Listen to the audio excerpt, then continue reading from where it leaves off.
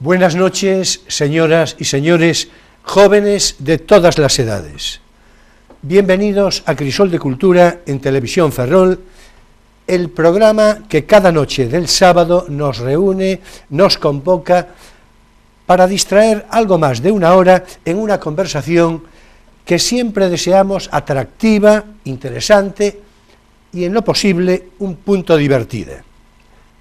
Naturalmente pensando en ustedes, en todos ustedes, en todos y cada uno de vosotros.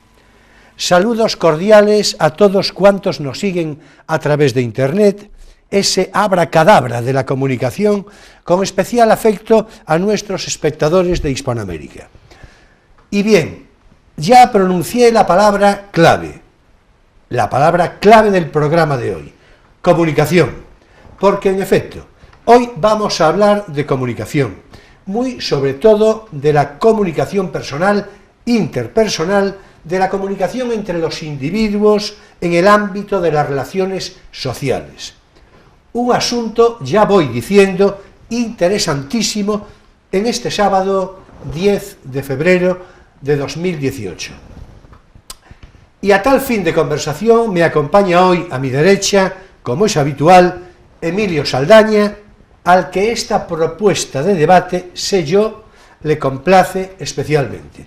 Buenas noches, Emilio, bienvenida. Hola, buenas noches. Y para conversar sobre todo esto, con la solvencia teórica y práctica que el caso requiere, me complace presentar a una persona del todo a propósito a este fin. José Núñez Jiménez, Pepe Núñez, como él gusta más de ser citado, psicólogo industrial, naturalmente experto en comunicación y profesor de estas disciplinas en variados ámbitos de actuación. Bienvenido, Pepe Núñez, un placer recibirte. Lo mismo, muy buenas tardes, muy buenas tardes.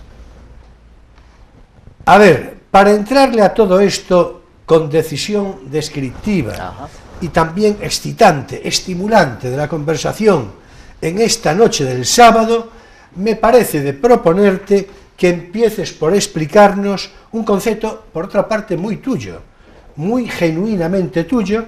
Me refiero a la llamada comunicación saludable. ¿Qué se entiende? ¿Qué debemos entender por comunicación saludable? Y a partir de ahí ya entraremos en el debate de ideas, en fin. Adelante, Pepe. Perfecto, el pie está dado ya. Comunicación saludable, no sé muy bien si el término es mío, sí se me ha ocurrido evidentemente pensar que hay dos maneras de comunicar: comunicar bien, con entendimiento, comunicar con solvencia, comunicar con intención, y luego tenemos toda una serie de comunicaciones que no son válidas, que no son útiles y que son en cierta medida perversas. Vamos a definir comunicación saludable como aquella comunicación que produce entendimiento entre las personas, y como aquella comunicación que produce influencia en los demás, porque siempre comunicamos para conseguir resultados. Y ahí es donde tenemos un pequeño dilema moral. No hay realmente altruismo en la comunicación. Comunicamos para conseguir algún efecto. Pongo por caso la comunicación de ascensor, donde uno no sabe qué decir, pero uno dice: bueno, parece que está nevando en Monforte, y esto evidentemente genera... Ha vuelto el frío. Claro, hay una intención detrás. Sí, es una visión muy performativa, esa la tuya, ¿no? Comunicación saludable, perdóname, con buenos fines, con eso lo resumo, sí, con buena intención. Sí, bueno, a mí me encantó eso de la comunicación del ascensor, que me parece un ejemplo de todo a propósito, ¿no? Sí, más de incomunicación que de comunicación, pero bueno. Sí, más, sí. Pero yo quiero decir justo. el hecho de que la comunicación sea así un poco performativa, es decir, que siempre busques un efecto, no está reñido con el altruismo, es decir, el efecto que buscas puede ser positivo para el otro también, o el otro en primer lugar, y no solo para uno, ¿no? No tiene por qué ser sí, egoísta. Bueno, yo estoy de acuerdo con lo que dice Emilio, pensaba hacer algún comentario parecido, él ya se anticipó oportunamente. Estoy de acuerdo con ese planteamiento, muy sobre todo porque la comunicación, que en principio sin duda es así, es decir, como bien explicaba, se comunica, en fin, para conseguir un fin concreto, esto está claro, pero en sí mismo puede estar ya en un fin altruista. Por ejemplo, una cierta intención fácilmente pedagógica. Sí. Yo estaba pensando ahora mismo que lo decías en la educación. Claro, la educación quiere conseguir un efecto, es una información formativa, es decir, que quiere lograr que la otra persona, bueno, básicamente cambie, pero cambie para mejor para él. En un sentido manipulativa. Esta es la parte un poco... Bueno, pero vamos a ver, es que estamos de acuerdo. Pero la es manipulación que educar, puede ser buena. La manipulación del médico que te coloca los huesos de un tobillo torcido es una buena manipulación. Te puede hacer daño. Y la nuestra también. Sí. No, en todo caso, además conviene que el debate sea así de provocador, ¿no? y de incentivador. Claro, yo creo que las dos cosas, digamos, cohabitan razonablemente. Es decir, por una parte, sí hay una intención, es decir, yo pretendo seducir a una persona porque me gusta, por ejemplo, y entonces articulo el lenguaje y la gestualidad, por cierto, que ahí ya llegaremos. Bueno, decir, no estamos hablando solo de comunicación lingüística. No, claro, a eso me refiero, sí, a eso me refiero. Bueno, yo, por aquello del ascensor y de que nevaba en Monforte, en fin, por eso lo aclaré, que me pareció magnífico, es decir, por eso, yo creo que sí, que cohabitan razonablemente bien una cosa y la otra. Por cierto, en fin, dentro de este caos a que tendemos generalmente en este programa, un caos, como diría yo, cuasi organizado, ¿no? Es decir, pues permitidme que voy a introducir una pequeña cuña de comentario a la que seguramente os vais a sumar con toda seguridad. Voy a distraer apenas un minuto, pero me parece de mencionar, y si no después el programa avanza y ya perdemos el hilo, me parece de mencionar en un programa de estas características, pues al excelentísimo actor Javier Gutiérrez, ferrolano nacido en Asturias circunstancialmente, es decir, ferrolano de facto, ¿no?, que acaban de concederle por segunda vez un premio Goya al mejor actor. Yo tengo que decir en lo personal que a mí en particular me encantó de siempre. Yo en la serie de Los Serrano, por ejemplo, lo seguí mucho y aprovecho para decir que la gestualidad precisamente de este actor yo creo que es una maravilla en todos los sentidos. Y además tiene registros, esto ya es otra cosa, pero registros de comicidad. Yo me reí mucho con él, pero mucho, y también de corte dramático, ¿no? En La Isla Mínima, su primer Goya, yo creo que hace un papel extraordinario también. En fin, y ahora, querido amigo... Era el momento de preguntar, ¿el actor es el paradigma del comunicador? A ver, explícame eso un poco. Claro, el actor es actor precisamente porque comunica, y solo para comunicar. Correcto. ¿En qué sentido el efecto que causar en el espectador se puede llamar altruista o no? ¿Es saludable la comunicación de un actor eficaz? Depende del guionista, evidentemente, ¿no? Porque el actor lo que hace es representar lo que el guionista... Por ejemplo, si el actor te mete miedo, entonces no. Claro. Pero si, yo qué sé, te convence de que el perdón es mejor que el rencor, sí. Bueno, el cine tiene enseñado no pocas cosas, saludables también, ¿no? Yo iría quizá por la vía hay actores más y menos creíbles. Ahí Gutiérrez evidentemente es un actor creíble. Si extrapolamos esta manera de actuar a lo que sería Estados Unidos, pues actores salidos de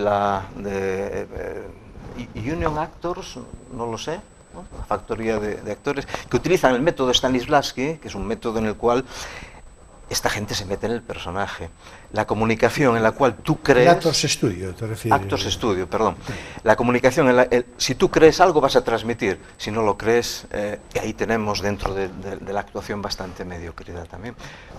Tiene que ver con la comunicación verbal y no verbal, evidentemente.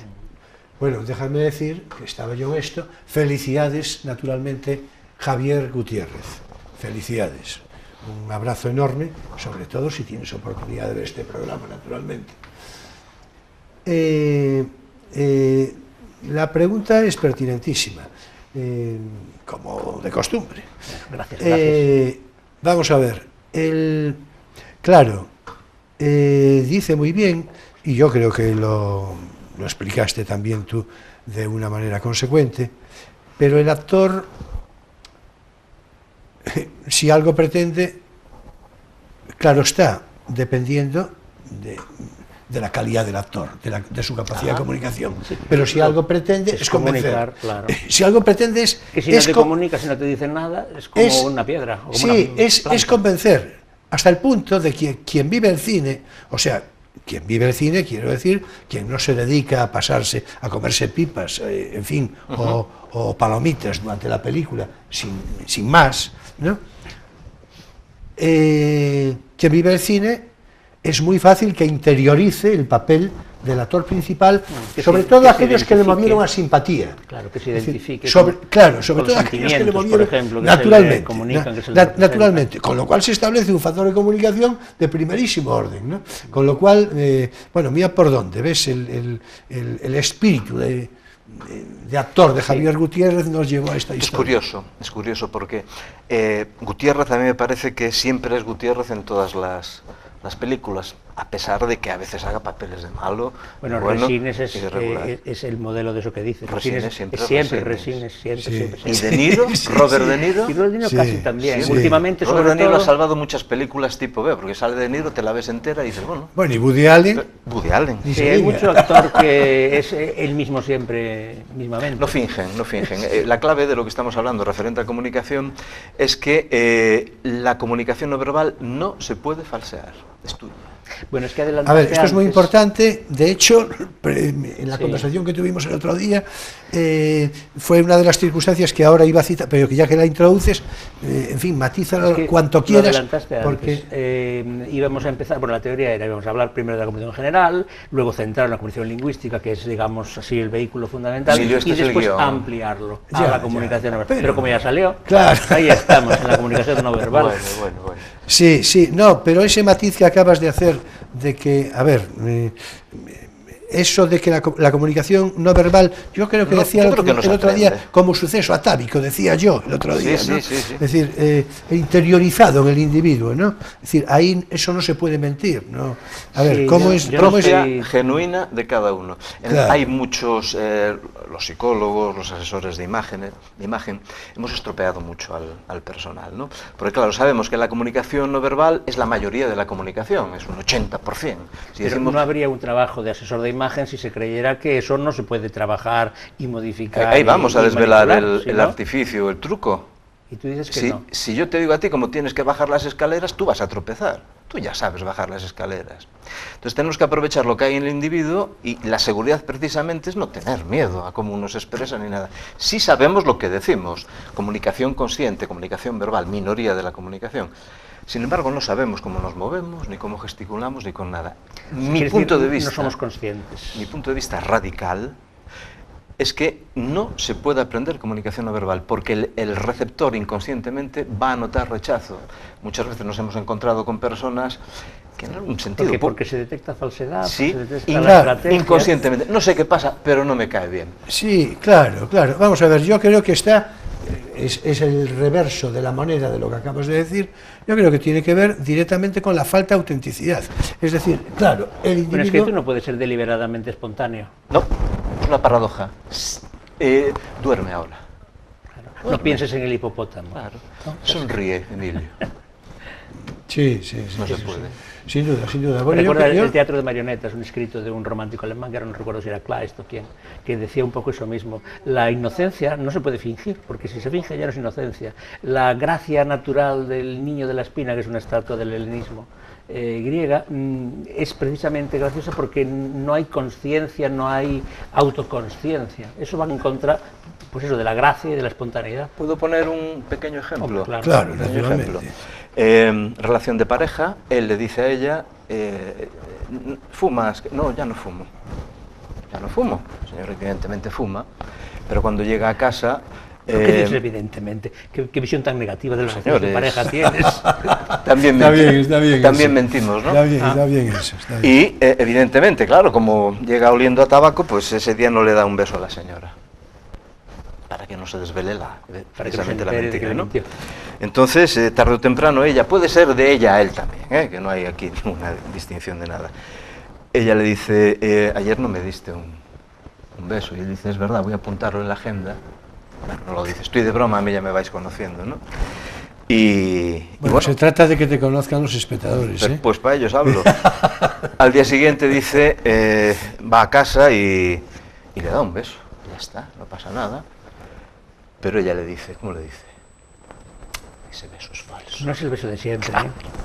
Es el beso de las 4:30 que tenías apuntado ahí, que me tenías que dar. Aquellas azafatas, aquellas señoritas de la 11, que salían diciendo el 1 y ponían una sonrisa, no eran creíbles. Pero porque en la sonrisa, por lo visto, hay unos músculos que no se activan cuando no tienes ganas de sonreír, sino que haces como que sonríes. Correcto. Sí, los psicólogos dicen que de Ya, aquí para ya arriba... no le ocurre, es correcto. Ya no le ocurre eso a la risa. Pues yo ya no La sé risa, ya no Sí. le ocurre a la risa eso. Es decir, vamos a ver, se puede reír de una manera. Yo si ahora tuviera que reír, rompería a reír. Sí. Pero Y te ya la saldría bien. risa... Yo veo una cosa muy difícil, eso que hacen los dos de reírse con naturalidad. A mí me parece dificilísimo. No. Sí, no, bueno, es una connotación del actor. Yo podría hacerlo sin que tenga yo ínfulas de actor, ¿eh? A mí me sale Pero, fatal, ¿eh? No, a mí me sale razonablemente bien. A No mí me sale que podemos. parezco Sí, no voy a el vampiro de la en fin, autopista. no voy a cuando me río ahí sin escenificarlo, ganas. ¿no? No podemos reír cuando nos lo piden, es una paradoja, sea usted espontáneo ahora mismo, no puede Es lo que te ser. decía. Ahora bien, en concreto la risa, y por ahí ahora están de moda, ahora hace tiempo, los talleres de risoterapia, te ríes sin ganas, pero mueves más de 1500 músculos, Pero el doble de los que tiene el cuerpo principio de humano. la risoterapia es distinto. Ahí no se trata de comunicar un estado real de Se alegría trata de movilizar. mediante una manifestación espontánea, sino fingir una manifestación espontánea para que de alguna manera el cuerpo reaccione a ese fingimiento y se produzca como causa, o sea, como consecuencia, Correcto. lo que tendría que haber sido la causa, es decir, una cierta felicidad, en fin, endorfinas, un estado de ánimo mejor. Bueno, y Curiosamente. de hecho, yo creo que Yo está... no sé si funciona la risoterapia. Sí, pero- Sí, yo creo que funciona, Funciona. sí. Bueno, en fin, la autoridad para decirlo eres tú, Bueno. pero yo creo que funciona. Es decir, Pero mira, si a ti te dicen, no, tú ríete sin ganas, que el efecto corporal es el mismo que si estuvieras alegre y te Estás rieras porque movilizando estás grupos alegre. musculares, no, claro. solo A tienes mí que me choca, esperar, ¿eh? solo tienes que esperar un ratito. Es decir, esa frase de que la risa es contagiosa, Sí. lo es tal cual. Es decir, Bueno, eso es hay una inmediata, es decir, si yo ahora muevo, repito, no lo voy a escenificar, 110 pero músculos. si yo ahora sí rompo a reír, es fácil que vosotros en un momento prácticamente inmediato riáis también conmigo y en fin, y se sumen la gente de realización A eso los y nos griegos- reímos todos, los y griegos acaso le llamaban algún que otro espectador, simpatía. ¿no? Sin quiere decir con, y pazos significa sentimiento. Sentir con alguien, ¿no? La compasión y la simpatía son fenómenos similares. Es conectar Por con cierto, los sentimientos de otra persona. cerrando el tema, que es un desvío muy interesante, la capacidad de reír, la carcajada se pierde con la edad, ¿no? Los niños Hombre, los pequeños niños se se ríen ríen mucho más. muchísimas veces al día Mucho y esto más. se va perdiendo, evidentemente. Sí, bueno, no, lo que ocurre es que la conciencia de la risa en el niño es diferente. El niño no tiene conciencia de la Es que risa. es lo que Como no decíamos tiene antes. conciencia, Es la como no tiene espontaneidad esa conciencia, que no se claro, puede es, programar. digamos, es una felicidad primitiva, es un concepto de felicidad primitiva, es el limbo. Sí, de pero el lo- niño sí que es feliz cuando se ríe. Claro, justamente. Es que el estado de felicidad es ese, en el que uno no calcula. Es decir, el cálculo y la felicidad, eso no Gestos, coincide bien. Muy curioso, me estoy acordando de un auditorio que tenía delante, no me acuerdo el tema, me puedo acordar, pero no viene al caso. 70 personas, ¿no? Ahí no puede haber una interacción más que al final con un turno de preguntas. Cada cosa que decía yo, había un señor aquí en la parte izquierda que hacía así, No le convencía. Y claro, yo a los leones no los miro, yo miro a los gatitos para que me ayude un poquito. Y no, pasaba de soslayo un poco esa mirada, tal, pero al final le pregunto y le digo, ¿le gustó a usted el tema, la conferencia, etcétera? Y dice, perfecto. Es decir, los gestos tienen cantidad Pero no me quedó claro, ¿le había gustado o no le había gustado? Tenía ese tic, hacía Era así. un tic. Bueno. Hacía así, no iba contra mí, O sea, que le había maldad, gustado. no había hostilidad, Lo- sin embargo lo me estaba inter- poniendo... lo interpretaste me mal. estaba poniendo nervioso, ¿no? No se puede fingir, es un poco mi hipótesis. Y cuidado, soy un poco radical al hablar, es para que se me entienda nada más, ¿no? No se puede fingir es imperdonable. No quiero decir la adscripción ni el nombre del partido político que lo hace, pero hay partidos políticos que tienen en su manera de actuar no verbal el hecho de coger un bolígrafo, marca Vic, o el hecho de poner una pierna encima de otra, Bueno, etc. pero la Esto es una política es impostura. teatro. Sí, es una impostura. Teatro en el Es una peor de la impostura. palabra, vamos. Es una impostura. Gutiérrez se negaría. Sí, bueno, vamos a ver, lo que ocurre es que naturalmente detrás de todo eso hay una lectura de hipocresía, en realidad de inmoralidad. Bueno, y hay la idea contraria de la tuya, de que esa empatía o esa simpatía se puede conseguir aprendiendo una serie de trucos, unas estrategias, y por eso cobran los asesores de imagen y por eso hay esos, en fin. Hombre, vamos a ver, la grafología, que es asunto interesante, ¿no? Que no estaba en el guión, vaya por delante, pero Guión. ¿Qué guión? ¿Qué guión? Exactamente, ¿qué guión? Es una forma coloquial de explicarlo, ¿no? La grafología,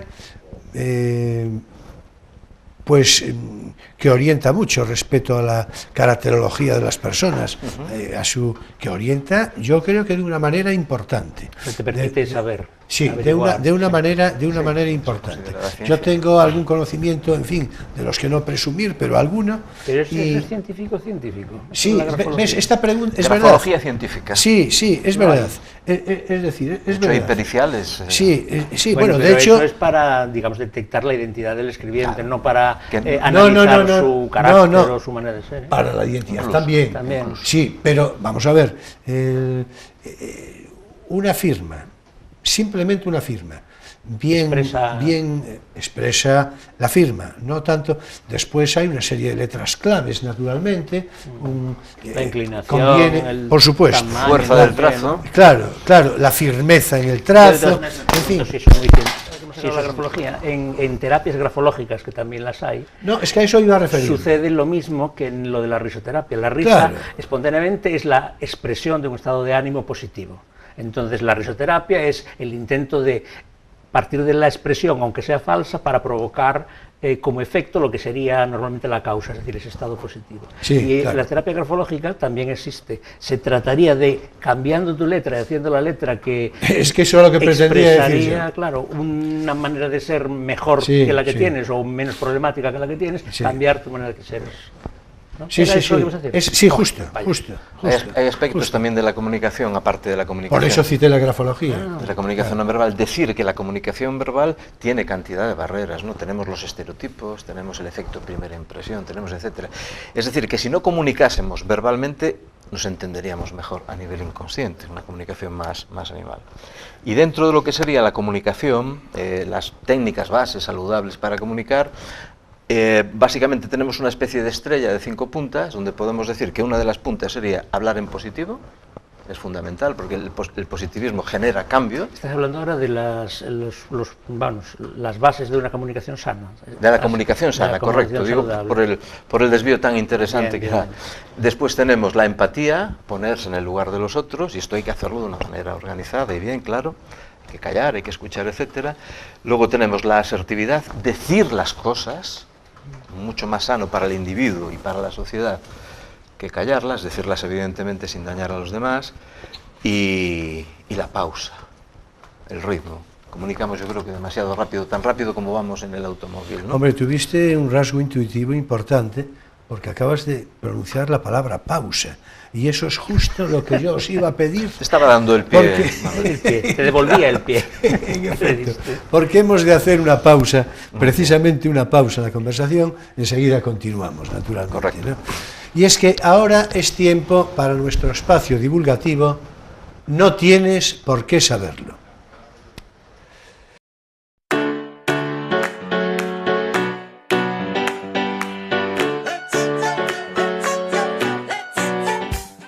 Bien, decíamos que iba a comentar yo que hoy, en No tienes por qué saberlo, vamos a hacer un comentario de cierre, un segundo comentario sobre la Primera República Española de 1873.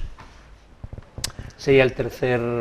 No, el segundo capítulo, sí, el segundo capítulo, sí, el segundo capítulo. Y nos vamos a ocupar de lo que en realidad ya había anticipado en la última ocasión, y es que hoy, en este momento, hoy, por aquello que la historia es cíclica, y sobre todo los errores son cíclicos, y a veces hasta, en fin, la calidad de sinvergüenza es cíclica, y la ignorancia, en fin. Bueno, también los aciertos serán cíclicos, digo yo, porque sí, si no... claro, pero como vamos a hablar del concepto de la federación, Pues vamos a ver lo que nos decía Pi Margall, un idealista utópico, discípulo de Proudhon, seguramente una buena persona, vaya por delante, pero claro, es decir, una cosa es eso y otra es embarcarnos en idealismos ilusos.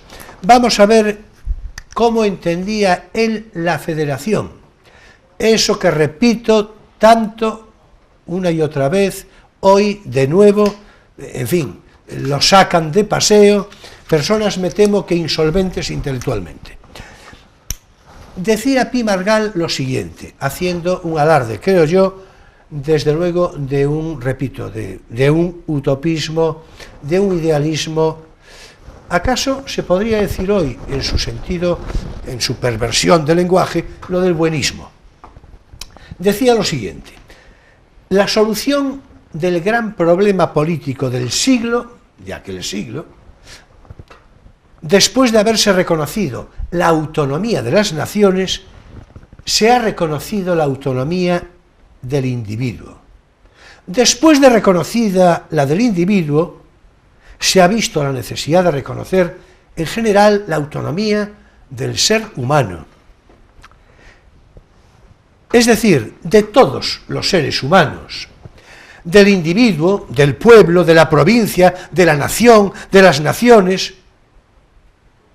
O son autónomos el pueblo, continuaba, y la provincia, o no lo son ni el individuo ni la nación, y si la nación es autónoma, fuerza es que lo sean todas las colectividades sociales, todas las agrupaciones naturales, es decir, el municipio y la provincia. Pues bien, la federación, concluía, viene a sentar sobre bases, atención, decía, indestructibles, la autonomía del municipio y de la provincia, y viene a consolidar la autonomía del individuo y la del Estado. Bueno, la pregunta que yo me hago es, ¿qué quiere decir en ese texto autonomía? Cierto. Bueno, yo creo si que lo ves... el individuo es autónomo respecto de su ciudad, la ciudad es autónoma respecto de su provincia, la provincia es autónoma, entonces, ¿qué quiere decir autonomía? Pues mira, voy a seguir con lo que apunta, porque algo, ya verás, algo de luz, ya veremos, solo sea como una vela, nos va a dar. He aquí por qué os digo, dice Pi Margall, que la federación no es una vana forma de gobierno. Claro, ya cuando tiene que aclarar que no es vana, en fin, determina la esfera de acción, tanto en lo político como en lo económico y en lo administrativo. Deja en plena posesión de sí misma a la provincia y al municipio. Yo confieso que un poco me mareo. Es un poco rusoniano. No, claro, por supuesto. Cuando hablaba de la voluntad general y de la voluntad de todos, decía que el individuo es libre sometiéndose cuando la voluntad de todos coincide con la voluntad, en fin, soberana. Lo que pasa, claro, eso a la hora de la práctica tiene ciertos problemillas. Ahora ya te va a aclarar un poco tu pregunta, más o menos. Dice, continúa, nosotros oponemos la federación a la descentralización. La descentralización es solo administrativa y nosotros no solo queremos la descentralización administrativa, sino también la política y la económica, y por ahí resolveremos principalmente la cuestión económica, la de Hacienda. Nosotros, decía Pi Margall, por nuestro sistema reconocemos autónomas las regiones todas de la península, autónomas política, administrativa y económicamente. Podrá cada una por nuestro sistema, el de él, darse la constitución que estime más conveniente. Tendrá su gobierno, sus cortes, sus tribunales, su milicia, su administración, su hacienda, y conocerá exclusivamente de cuanto a su vida interior corresponda. Ahí parece que utiliza autonomía en el sentido etimológico. Autonomía significa autolegislación. Claro. Es decir, entonces la forma de vivir de cada uno de los autónomos individuos que componemos el mundo significa que cada uno de nosotros tendría su propia ley sin tener que ponerse de acuerdo con la de los demás. Pues en lo fundamental el espíritu es ese, y además sigue matizando. Sigue matizando, veréis, dice, hará si quiere oficial, si quiere, que es una cuestión volitiva, es decir, voluntarista, hará si quiere oficial el uso de la lengua dentro de su territorio, porque todo esto no suena mucho, estaréis de acuerdo. Corregirá o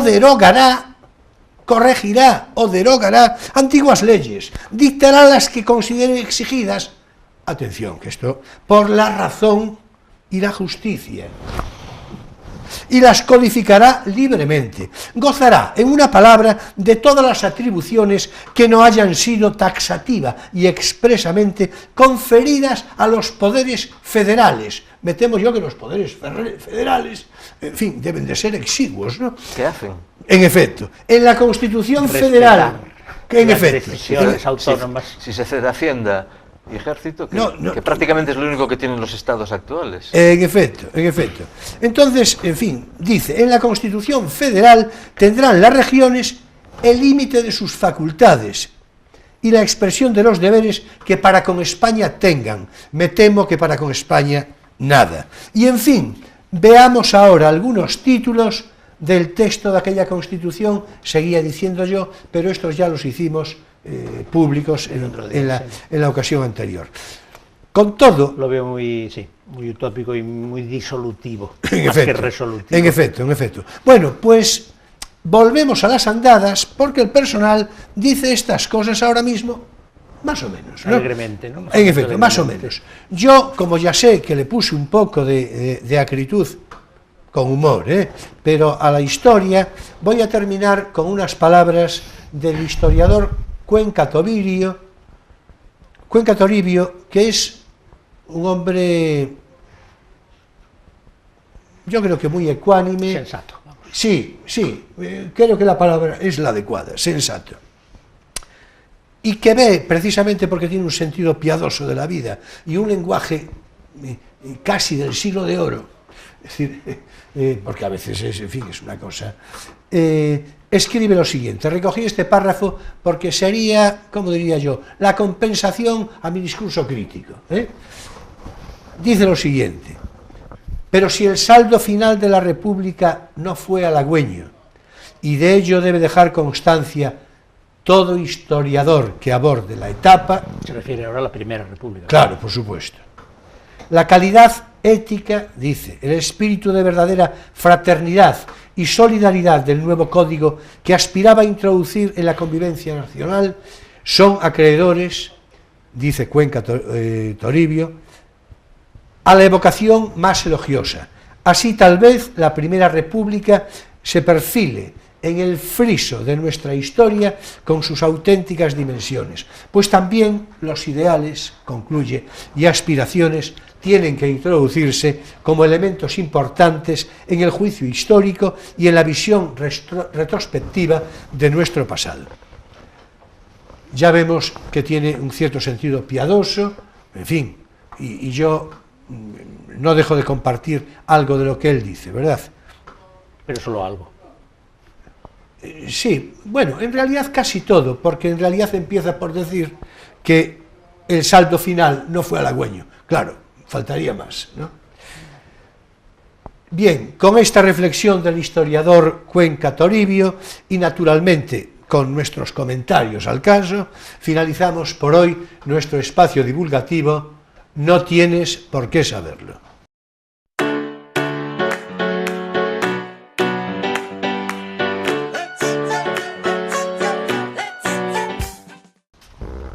Podemos ver ahora donde estábamos, que era en los pilares de la comunicación sana, Sí, ¿no? sí, a yo iba... volver a hacer la lista, porque yo creo que dejaste uno. Bueno, un pequeño matiz a lo que se acaba de leer aquí, que bien escribía la gente de antes. Bueno. Independientemente de lo que digan, había una retórica, había una capacidad. Todavía hay algo. Sí, bueno, este texto, ¿te refieres al texto de a los dos, a los dos. A los dos, bueno, lo de Pi Margall, sí, claro. No vamos al fondo, vamos claro, a la forma. Lo de Cuenca Toribio es elegancia. Relativamente cercano, porque, en fin, desde hace 25, 30 años, ¿no?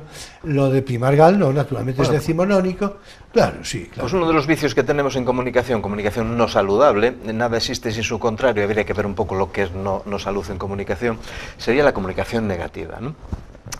Voy a poner un ejemplo para que nos entiendan la gente en sus casas, ¿no? Hace ya 20 años más o menos quise investigar acerca de por qué somos negativos en algunas cosas. Pongo un ejemplo. En el tema laboral somos muy negativos, Ferrol y comarca y por extensión Galicia, a lo mejor quizá buena parte de España, ¿no? Sin embargo, en el tema de fiestas, la feira do viño de Chantada, eso alegra a cualquiera. Es decir, no somos gente negativa, somos negativos para algunas cosas. Quise investigar, hice una pequeña encuesta. Yo decía en mi ámbito de relaciones personales y profesionales que yo quería montar una empresa, que quería generar una empresa de productos ecológicos caros y para gente con dinero para pagarlo. Y con conciencia. Además, una idea que siempre me gustó, ¿no? Lo que yo estaba analizando era lo que me iba a decir la gente. Fui contabilizando, la muestra N llegó a 84, ahí paré, y el 60% de las personas que me dijeron que yo estaba loco si quería montar una empresa. Eran negativos, claro. Sí, ese 50% se descomponía en dos, quien te decía directamente tú estás loco y quien decía tú te lo has pensado bien, con lo cual acabé uniendo los factores porque estás loco. Gente que hablaba de, un buen porcentaje, que hablaba de ruina directa, etcétera. Pregunto yo, ¿se puede ser positivo en un entorno es permeable que es negativo? Ahí tenemos un pequeño problema, ¿no? Y cuento una, creo que es de... no me sale el autor ahora, pero luego me va a salir. Cuento de las ranas, son dos ranas que van paseando por la hierba. Esto es fácil de explicar, ¿no? Pero van hablando, esto es lo realmente complicado, las ranas que hablan, ¿no? De pronto caen en una perola de leche que estaba allí, eso ya es metafísica pura. Bueno, sí, es el cuento de las ranas. Allí, luego digo el nombre del autor, o a quien se atribuye, porque internet es terrible, ¿no? Bueno, caen allí, el caso es que no dan pie, pero tampoco llegan al borde. Y una de ellas es positiva y otra negativa, ¿no? Todavía no, empiezan a patear. Vienen otras ranas a decirles, mira, hay dos más en el fondo y ya están ahogadas. No sirve de nada, comunicación evidentemente negativa. La rana A va al fondo y la rana B sigue y sigue y sigue. Esto que nos han dicho siempre, persiste y lo conseguirás, que puede ser una pequeña mentira. Bueno, persiste tanto que con esas palmas, con esas patas palmípedas, llega a mover tanto la leche que hace nata. Al hacer nata se upa y sale. Ahí tenemos una moraleja para el cuento evidente, ¿no? Quien la sigue la consigue, persiste, etcétera. Pero hay una verdadera moraleja. Esa rana era sorda. No sabía yo esa parte del cuento. ¿Qué pensaba que le estaban diciendo las otras? Pues un poco para... Patalea. Poner en valor, bueno, con respecto a la gente que no oye, evidentemente, ¿no? No oía. Vale. Para poner en valor lo que es la comunicación positiva. Ejemplos hay miles, ¿no? Y la táctica sería cambiar las palabras para cambiar los resultados. Cogemos cualquier documento administrativo, vamos a la seguridad social, vas con los niños y te dice el funcionario, ¿tiene usted cargas familiares? Claro, si vas con el mayor, sí, y el otro que es pequeñito, el mayor ya está pensando, ¿qué pasa? Soy una carga para papá. Sí, eso es muy simpático No me quiere. y muy descriptivo. Lo hablamos el otro día y me pareció interesantísimo. Es decir, lo del concepto de cargas familiares. Y decíamos entonces, creo que apuntaba yo en algún momento, y pues lo hablamos, que, claro, eso, de hecho, no es el factor, en fin, principal, pero que incide también en la natalidad, sin duda, porque claro, el personal resulta que antes de tener un hijo resulta que echa cuentas a ver cómo le sale un hijo, y entonces ve la carga familiar y ya no tiene un hijo. Es que, que les llamen bendiciones, que no cuesta tanto. Claro, justamente, o sea, es que es porque luego estamos en los eufemismos y la idiotez. Vamos a llamar en vez de cargas... no sé, un sinónimo. Sí. Y hay que tener cuidado con los eufemismos porque, por ejemplo, llamarle al parado, que es lesivo, llamarle parado a alguien, es un trabajador o trabajadora, llamarle desempleado, la gente acaba diciendo, bueno, un desempleado es un parado. Es decir, la palabra parado y su eufemismo, que puede ser desempleado, duermen en la misma cama neuronal. Que habría que llamarle a la persona que está desempleada, para no herirle, habría que llamarle trabajador, eso es lo primero. En situación... Virtual. En situación A, o en situación B. Dijiste, claro. Si le llamamos en situación preferente, a lo mejor estamos... Yo cuando explico la telepotencia les digo a los alumnos, estáis todos aprobados en potencia. En potencia, exactamente. Ahora en junio se verá. Exactamente. Bueno, otro ejemplo muy común, yo a veces me maravillo con esto, por lo menos me interesan estas cosas, ¿no? Resulta que el tiempo de espera en el Servicio Galego de Saúde es un factor de no calidad. El tiempo de espera es lesivo. Bueno, pues nos recuerdan todos los días en esas salas que ponen sala de espera. Hay poca inteligencia, ¿no? ¿Qué tendríamos que poner en los carteles? Hubo, en un tiempo, hace mucho tiempo, una etiqueta en determinado servicio de salud, determinado servicio de hospitalario, que ponía unidad de cuidados mínimos. Eso evidentemente lo quitaron, ¿no? ¿Cómo habría que cambiar la etiqueta propuestas ahora? De sala de espera? Yo voy a quitar sala de espera. Pues ya he visto por ahí sala de sillas. Pues yo voy a poner sala de atención inminente. Cuidado con la inminencia. La inminencia puede ser 3 días, ¿no? Fíjate si pones, Emilio, perdona que te interrumpa, es mi estilo. Imagínate que pones sala de atención preferente. ¿A qué suena preferente? De preferentes ni hablar. A que te quieren. Ni hablar. Directamente. Bueno, sala de atención inmediata. Bueno, pues nada, eso se puede pensar. Eso se puede pensar. Cuidado huyendo, sabéis que hay países, los que tienen mucha dinamita, tiran bombas encima de la gente cuando está cenando, ¿no? Y eso le llaman daños colaterales. No me quiero referir a ese tipo de cambio, ¿no? Quiero referirme a un tipo de cambio positivo, a un tipo de cambio que genera... ¿Puedo contar una historia? Claro, sí. ¿Puedo saludar? A condición de que sea breve. ¿Saludarnos? Sí, sí, muy también, breve. También. Muy breve. Puedes hacer peticiones de música. Llega el veterinario a la casa, le llaman de la casa, y la vaca estaba muy mala, muy malita, ¿no? Y le dice la señora, a ver si puede hacer algo por la vaca, pero la vaca estaba muy enferma, y le dice el veterinario, mire señora, la vaca se muere, hay que sacrificarla. Y dice, mire por favor, haga lo que pueda, porque la vaca la hemos comprado cuando todavía estaba Fraga en la Xunta, y le tenemos muchísimo cariño.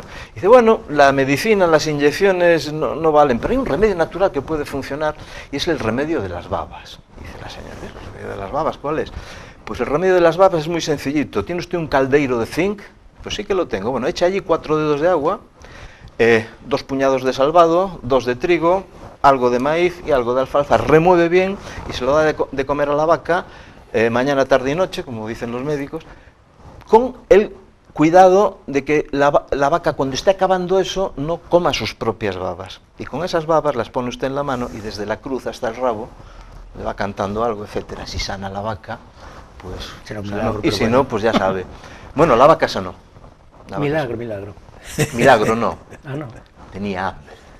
Sí, bueno, eso yo lo veía. No le daban de comer.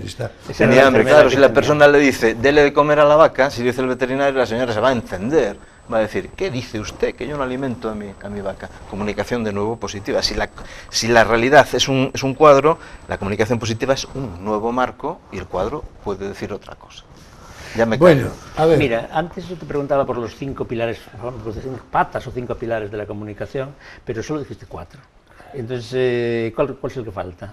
¿El que falta? Me olvidé. No. A ver, espera. Vamos a repasar. Repasamos. Positivismo, sí.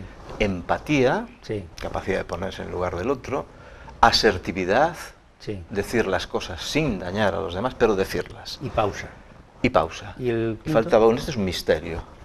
Nos falta una pata. Bueno, pues por cierto, como falta uno, impacto. De la asertividad quería preguntar yo una cosa. La asertividad es la tendencia, la tendencia a decir las cosas, más que a callárselas, más que a ceder en las opiniones. Efectivamente, es un rasgo de personalidad. ¿No? ¿Tiene alguna relación con la agresividad o con el deseo de imponer tus ideas a otras personas? ¿Eso sería, digamos, un exceso o un enviciamiento de la asertividad? ¿O la asertividad consiste precisamente en el equilibrio y la moderación? Estamos hablando de comunicación saludable, comunicación para personas sanas, ¿no? Una persona insana puede utilizar la comunicación para dañar a los demás, ¿no? Hablas, creo, del autoritarismo, de la agresividad, etcétera, ¿no? Vamos a imaginar la asertividad en un continuum, en una línea, donde tenemos 3 grados de enfado, 1, 2 y 3, y donde tenemos 3 grados de inhibición, -1, -2, -3. La asertividad está en el medio. Digo las cosas sin dañar, no me enfado, pero tampoco me corto, manifiesto mis pensamientos y emociones. Reduciendo al absurdo, si no existiese esa zona del medio, ¿qué sería más sano para el individuo? ¿La zona del enfado, 1, 2 y 3, o la zona de la inhibición? Me callo un poco, me callo más y me lo callo todo. Pregunto yo. Es una pregunta. Sí, no es retórica, es de verdad. Yo no lo sé. Yo tiendo a callarme más que a enfadarme más, pero bueno, eso a lo mejor depende de cada uno tiene que saber cómo se encuentra bien. Es una buena proposición, pero se nos iría el tiempo en esto. Sí. Es decir, entonces, en fin, Bueno, un día hablamos del enfado, que es bastante saludable. A lo mejor otro día.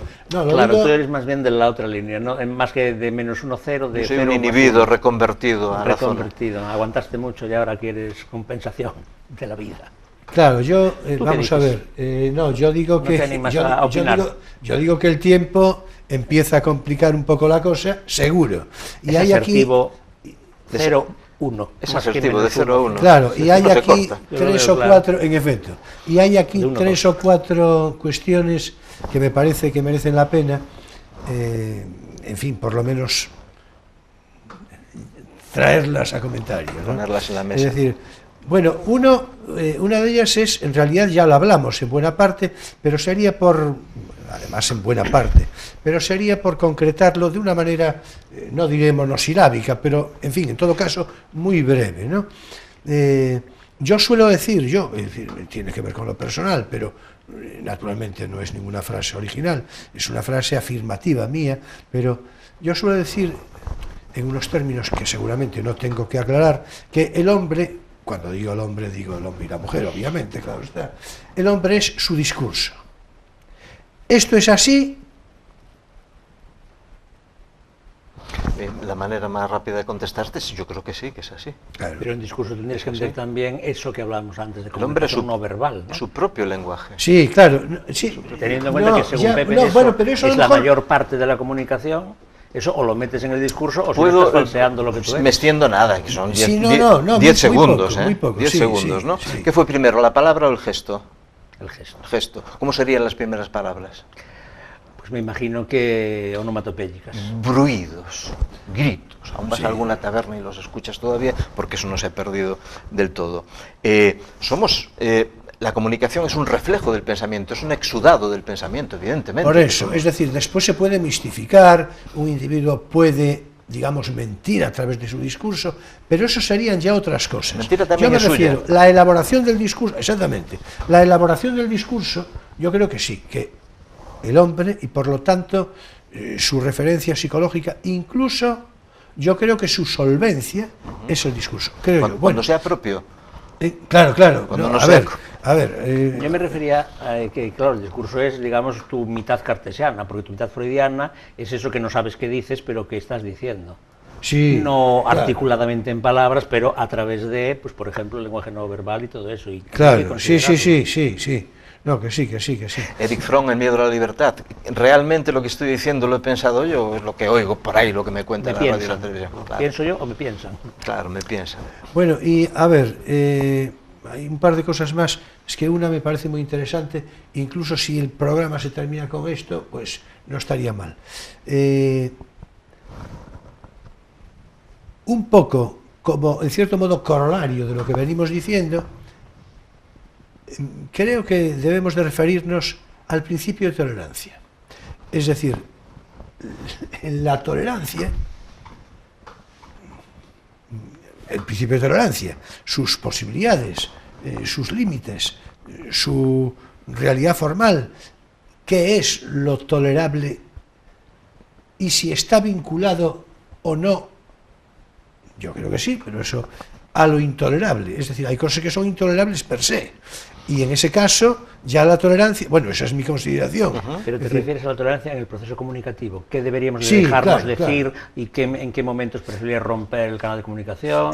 Claro. ¿Como persona o como pueblo? Claro, sí. Bueno, en lo personal, sí. Si no, ya complicamos mucho la cosa. Nada, es pegar un pequeño regreso a la asertividad. Mantén lo que tú piensas, defiéndelo y no dañes a los demás. Y tampoco te si yo a alguien le digo, dañar, ¿no? Alguien que se enfada conmigo, es usted un sinvergüenza, yo lo estoy dañando. 1, 2, 3, 4, pasamos al Código Penal, evidentemente. Si me parece que lo que está usted diciendo es una tremenda tontería, por favor, compórtese. Es una manera, de decir las cosas, no estoy... Una compañera mía le dijo a una madre que le protestaba las notas que le damos de su hijo, señora, no me gusta su actitud. Eso es uno totalmente, ¿no? Es uno totalmente. No es inhibición. ¿Qué le pasa a la gente que calla siempre? La gente que calla siempre acaba estallando, igual a los países que callan siempre. Es la represión freudiana famosa, ¿no? Claro, si te reprimes demasiado, acaba la cosa por salir por otro sitio. Además, el principio de tolerancia, en cierto modo, no puede ser un eufemismo. Respeto a la gente. Quiero decir, una cosa es el respeto Y otra cosa es tragar con todo. En efecto, es que son circunstancias... Bueno, hay un señor, García Trevijano, que le he leído hace algún tiempo, que dice que, fijaos qué cosa, esto da tema para otro debate. Pero ¿no? en el libro es sobre la Constitución que tiene. No te sabría decir ahora mismo, tendría que documentarme. Dice que somos cobardes, porque hemos heredado el gen de la cobardía, porque los valientes murieron en combate. Bueno, entrar por ahí es complicado, los valientes los mataron, ¿no? Sí, bueno, sí, pero los valientes siempre tuvieron más hijos que los cobardes, ¿eh? Y los hijos de los valientes son los que sobreviven, porque los hijos de los cobardes son los que quedan abandonados y comen el león, ¿eh? Pero no te creas que están claros. Yo creo que los argumento. crispis también tienen algo que ver. Vamos a imaginar que en los crispis, sabéis que a veces hay trazas de avellana y estas cosas, para los alérgicos hay que decirlo. Vamos a imaginar que metiesen también genes de sauce llorón, o de babosa, o de tal y cual. Sí notamos a la sociedad un poquito aplacada, o en cualquier caso timorata, temerosa. Sí, bueno, yo creo que en este aspecto, con la referencia de García Trevijano, que, por cierto, me parece que todo a propósito, y es un hombre, es una referencia, yo creo que desde el punto de vista intelectual, ejemplar.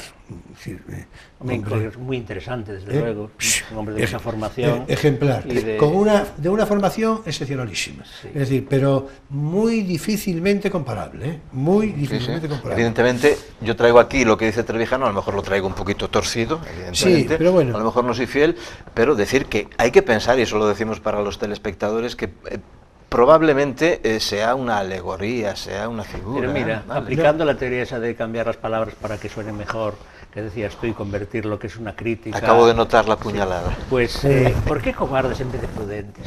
¿Cómo? ¿Por qué cobardes en vez de prudentes? Claro, siempre. Sí, podemos ser los hijos de los prudentes. Porque los temerarios son los que mueren en combate. Instinto de supervivencia. Bueno, de todos modos, yo esto ya lo dije otras veces, a ti mismo me parece, lo tenemos hablado pues igual, vez. Sí. Alguna vez creo que lo tenemos hablado. Yo creo que, hombre, seguramente no se elige la cobardía o la valentía, la actitud valiente o la actitud cobarde, probablemente no se elige. Quiero decir, hay unos componentes entremezclados, complicados seguramente no se elige, pero yo creo que implica en un caso y otro una categoría moral. Correcto. Hay que decir también que toda la vida honra. Es decir, podemos pasar toda la vida con miedo y tener un gran acto de nobleza. Bueno, esa es la frase clásica de un bello morir. Toda la vida honra. Toda la vida honra. Toda la vida honora. Claro. Toda la vida honora. Sí, ¿no? Eso es muy de Borges, de nuestro Borges. Claro. Por cierto, yo estoy de acuerdo con eso, pero en cualquier caso... Y viceversa.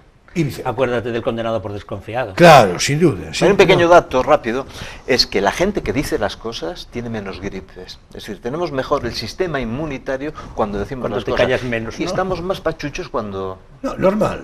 Tenemos otra deriva que es normal. El poder de la confesión, el poder de decir las cosas, el desahogarse. Sí. Hombre, es que la represión somatizada puede... Recordamos a Mercedes, creo que era Mercedes Sosa que decía hay que sacarlo todo. ¿Era Mercedes Sosa?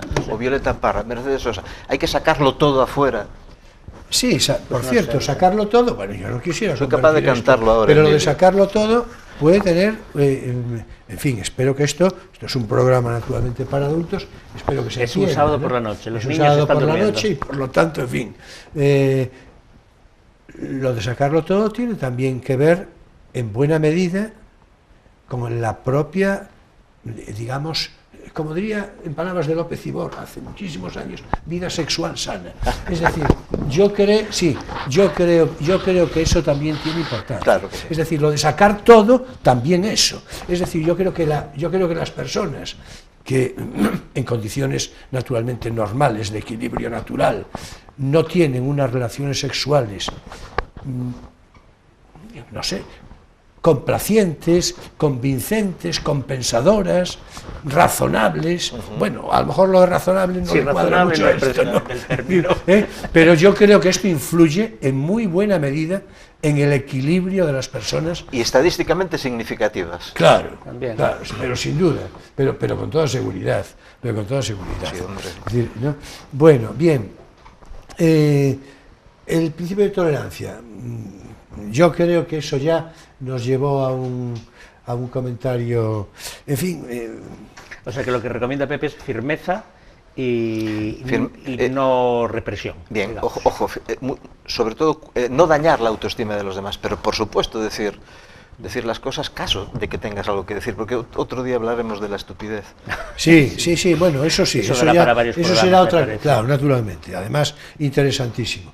El tiempo ya, en fin, ya os voy avisando que vayáis pensando en una reflexión final, ¿no? Yo quería, en todo caso, igual que citamos lo del principio de tolerancia, referirme a algo que también se habló de la gestualidad, naturalmente, ¿no? Sí, el lenguaje no verbal, ¿no? Sí, en efecto. Pero, porque yo creo que tiene una importancia capital. Incluso, dice que es la mayor parte de incluso la convicción, ¿no? En la convicción, en la capacidad persuasiva, en la comunicación, en definitiva, correcto, ¿no? Entonces, yo digo, de una manera, digamos, un poco más frívola, ¿no? Pero, y el atuendo, yo creo que también. También, por supuesto. Hay que partir que esto tiene importancia. Comunicación no es lo que el emisor dice, sino lo que el receptor entiende. La comunicación no verbal, en su mayoría, es inconsciente, en su mayoría. Entonces, hay experimentos, por ejemplo, en un semáforo de poner una persona con una corbata y un maletín y ponerla a cruzar en rojo, sin que vengan coches, evidentemente, la gente le sigue. La misma persona le dejamos crecer un poquito la barba desaseada, le ponemos calzado deportivo y una bolsa de una marca comercial, que no voy a decir, ¿vale? Y le ponemos a pasar y la gente... a ver si... Sí, bueno, en ese aspecto... Y ya no le sigue. En ese aspecto tú lo sabes muy bien, digo, naturalmente por tu oficio, por tu conocimiento al caso, la prueba del semáforo, a la que te acabas de referir, sí es verdad, ocurre con los uniformes. Una persona uniformada, si tiene un cierto rango, mejor, digamos, sí, de reconocimiento visual, mejor. Esa persona pasan todos. Está comprobado. Pasan todos, hasta el gato. Es así.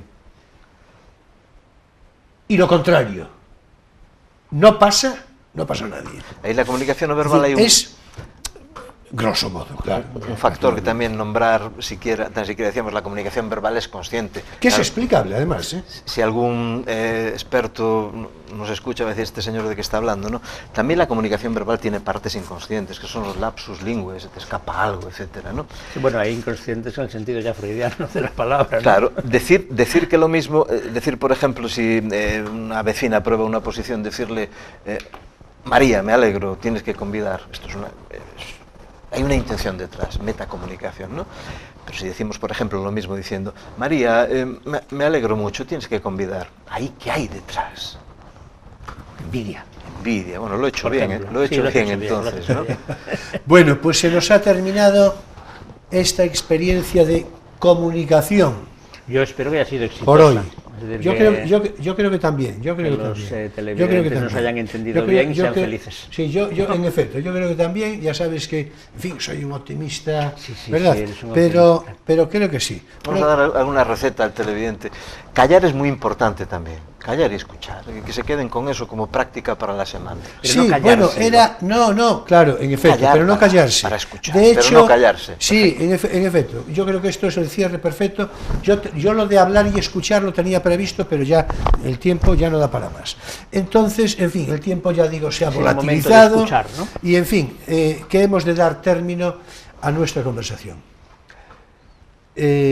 Ahora es tiempo ya para nuestros versos de cada semana.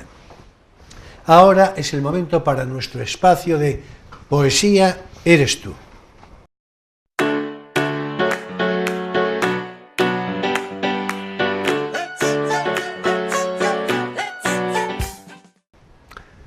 Y hoy, a ver cómo lo explico.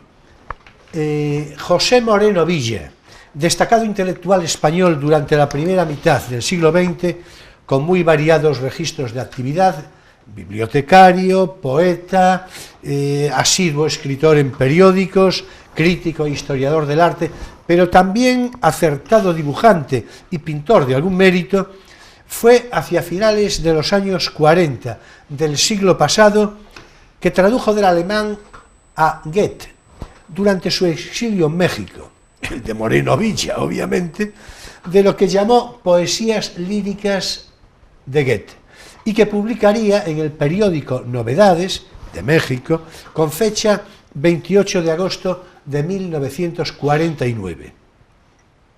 Uno de estos poemas es el que voy a leer seguidamente, pero me parece de destacar cómo describe Moreno Villa las cualidades del poeta alemán precisamente en una entrevista que le realizan en ese mismo periódico por aquellos días. Y así define a Goethe subrayando lo siguiente: no limitar su libertad, ser filósofo y huir de la filosofía, ser sabio y no utilizar muchos de los instrumentos de la ciencia positiva,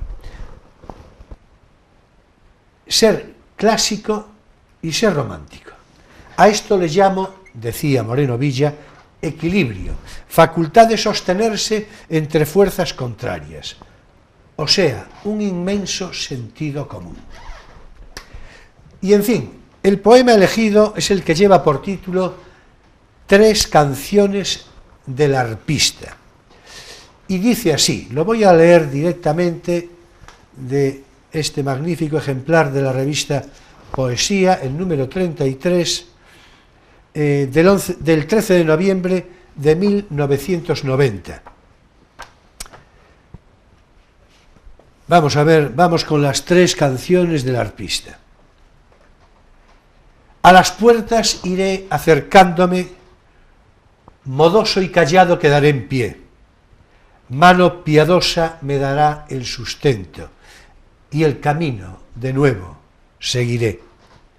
Ante mi figura cualquiera se palpará y sentirá feliz, acaso deje correr una lágrima, y yo no sepa lo que quiere decir. Quien no comió su pan con lágrimas, quien en las noches de gran amargura no lloró sentado en su cama, ese no os conoce, fuerzas misteriosas. Vosotras nos introducís en la vida, vosotras hacéis deudor al pobre y luego le alargáis la pena, pues toda deuda tiene que pagarse en el mundo. Quien se entrega a la soledad se quedará enseguida solo. Los demás viven o se aman, a él lo dejan con su pena. Dejadme, sí, con mi tormento, que si alguna vez alcanzo la absoluta soledad, entonces no estaré solo. Se desliza el amante espiando quedito porque está sola su amiga, así me sorprende día y noche en la soledad la pena, en la soledad el tormento. Si alcanzo, hay alguna vez la soledad en la fosa, dejadme allí solo.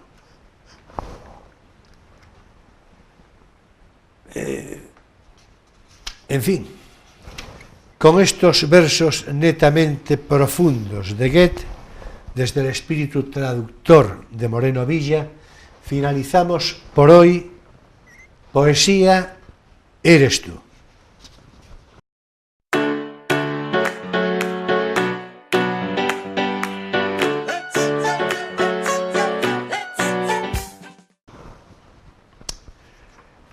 La verdad es que con todo, con la perspectiva próxima del día 14 de febrero, esa fecha simbólico-simpática que celebra a los enamorados, permítaseme decir que versos son amores y versar tus labios los versos mejores.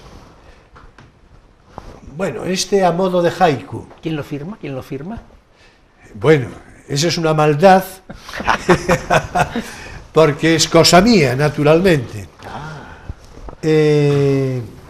Pero, en fin, sea un homenaje para quien quiera, ¿verdad?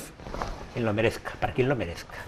Bueno, matiz interesante, muy interesante, porque el merecimiento tiene un carácter ya singular. Claro, singular. Uno dedicando versos a cualquiera. En efecto. Yo no los dedico. Pues sí, del todo. Bien, termina también aquí, claro, este crisol de cultura de hoy, sábado 10 de febrero de 2018. Muchas gracias, Pepe Núñez. A vosotros. Muchas gracias, Pepe, por tu presencia, por tu conversación. Y si la experiencia, esta primera experiencia en el plató de Crisol de Cultura, te resultó razonablemente satisfactoria, si te parece, a poco, digamos en un par de meses, volveré a convocarte y junto con Emilio daremos forma a una nueva interesante conversación. Muy bien. Gracias a vosotros. Muchas gracias, Emilio. Creo que hemos pasado un buen rato comunicándonos. Ha sido un poco rápido este programa, sí, ¿no sabes? Sí, bueno, será que se hizo especialmente dinámico, ¿no? Es también que hay gente que habla más pausado y nosotros hoy nos ha dado para hablar muy aprisa. Sí. Me parece a mí. Sí, pues probablemente. En cualquier caso, el tiempo dedicado por ahí le va, a lo habitual. Con lo importante es hablar despacio. Sí, pues nada. Nacemos con un número de respiraciones para toda la vida y si respiramos rápido las agotamos. Aquí hoy he perdido un mes. Y con número de cervezas también, ¿eh? Bueno, hoy todavía no he perdido nada. Está bien. Yo una. Bueno, muchas gracias, Emilio, muchas gracias, Pepe. Señoras y señores, jóvenes de todas las edades, mi gratitud, como siempre, por vuestra presencia fidel de cada semana, por vuestro estímulo, por vuestra inteligencia cómplice. Por cierto, la próxima semana nos visitará uno de nuestros invitados más asiduos, Miguel Álvarez Soaje, farmacéutico y doctor en Historia de la Ciencia, y con él hablaremos, siguiendo la estela secular de los ilustrados españoles más notables, pero también más preteridos, más olvidados, con él, con Miguel Álvarez, hablaremos sobre Juan Caramuel, nacido en Madrid a principios del siglo XVII, concretamente en el año 1606, monje cisterciense, verdadero paradigma de la cultura renacentista y a todas luces un prodigio intelectual de gran calado. La verdad, inexplicablemente, como tantos otros, olvidado, sobre todo atendiendo a la magnitud e importancia de su obra. Ya es de ver, será un programa de muy especial atractivo e interés mayor. Hasta el próximo sábado en Crisol de Cultura, Televisión Ferrol, a las 9:30 de la noche, con repetición el domingo, ya sabéis, entre las 7:30 y las 8, según obligados ajustes de programación. Y naturalmente ya después en YouTube a través de Internet. Atención, muy sobre todo los amantes del buen cine. Si estáis viendo este programa en su emisión del sábado, sabed que seguidamente se ofrecerá una excelente película con previa presentación y animado coloquio a su final. Nos vemos pues el próximo sábado en Crisol de Cultura a las 9:30 de la noche. Será un placer. Y bueno, ya sabéis que paso lista. Muchas gracias, buenas noches y feliz semana.